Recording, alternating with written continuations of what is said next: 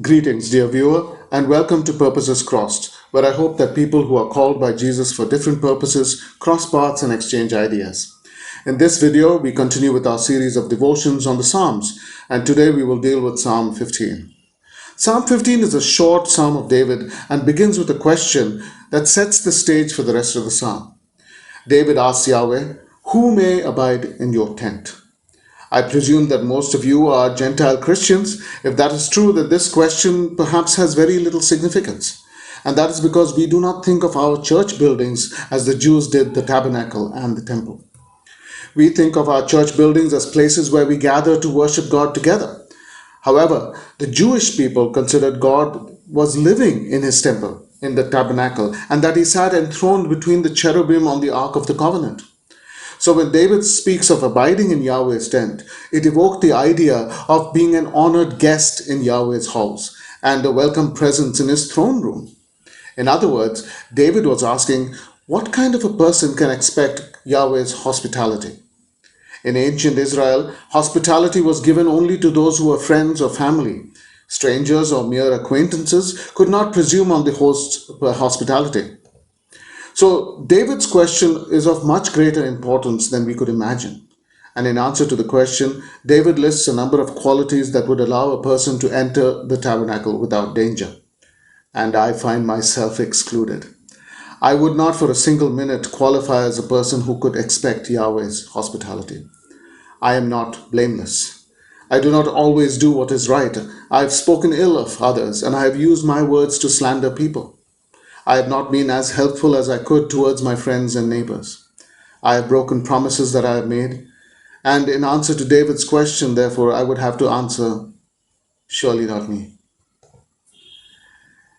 Following Psalm 14, where we read that there is no one who does what is right, Psalm 15 then reaches a damning conclusion.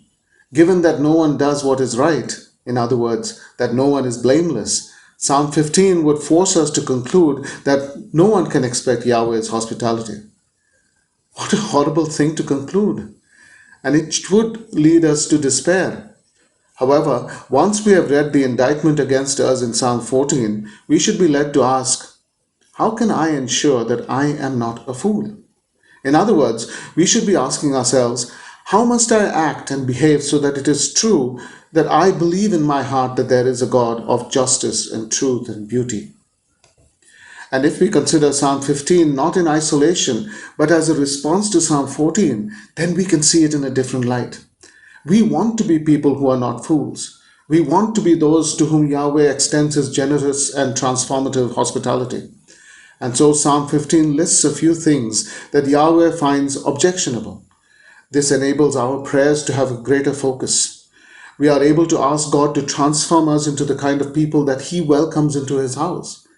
Knowing what character traits Yahweh approves of allows us to ask him to mold us into the kind of people who display those traits with increasing persistence. The Psalms are brutally honest. They are honest about our feelings and our failings. They do not sugarcoat anything because the God of truth wants his people to be able to handle the truth no matter what, no matter how difficult it is to bear.